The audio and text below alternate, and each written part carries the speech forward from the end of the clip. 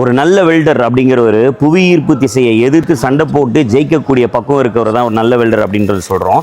So வெல்டிங்கில் பொறுத்தவரை various positions வந்து இருக்குது. ஒரு சைட் கண்டிஷன்லையும் ஒரு ராக்கெட்டாக இருக்கட்டும், ஃப்ளைட்டாக இருக்கட்டும், இல்லை வந்து கடலுக்கு அடியில் போய் வெல்ட் அடிக்கிறோம் அப்படின்னா ஒரு சைட் பொசிஷன்லையும் ஒரு பொசிஷனாக வெல்டிங் இருக்கும். அது வந்து இயற்கைக்கு சாதகமாகவும் பாதகமாகவும். ஃபார் எக்ஸாம்பிள் வந்து புவியீர்ப்பு சக்தி வந்து நான் இப்படி அடிக்கிறேன் அப்படின்னா அது எனக்கு ஃபேவராக இருக்கும். ஏன்னா நான் அடிக்கிற வெல்டிங் வந்து கீழெல்லாம் கொட்டாது.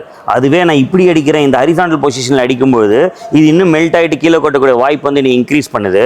நான் வெர்டிக்கலாக இப்படி அடிக்கிறேன்னா ஃபர்தராக அது எனக்கு இன்னும் சேலஞ்சஸ் கொடுக்குது. அதுவே ஓவர் ஹெட் பொசிஷனில் நான் அடிக்கிறேன் அப்படின்னா அது கொட்டக்கூடிய வாய்ப்பு ரொம்பவும் அதிகம். ஆனால் அது கொட்டாமல் அது கரெக்டாக ஒட்டுற மாதிரி நான் வந்து ஒரு வெல்டிங் அடிக்கிறேன் அப்படின்னா அதுதான் ஸ்கில்னு சொல்லப்படுறோம். So different position of welding அடிக்கிறதுக்கு ஒரு திறமையாக நிபுணத்துவம், ப்ராசஸ் பேராமீட்டர்னு சொல்லக்கூடிய வோல்டேஜ், கரண்ட், அந்த ஹேண்டோட மூவ்மெண்ட், ஸ்பீடு எல்லாத்தையும் கண்ட்ரோல் பண்ணி வைக்கக்கூடிய ஒரு ஸ்கில் வந்து வேணும். அது உங்களுக்கு இருக்குது அப்படின்னா ஹேட்ஸ் ஆஃப் டு யூ. அதே மாதிரி இதுக்கு என்னென்ன பொசிஷன் வந்து இருக்குது, அது எப்படி நம்ம சொல்கிறோங்கிறத நெக்ஸ்ட் வீடியோவில் வந்து பார்ப்போம். Thank you very much.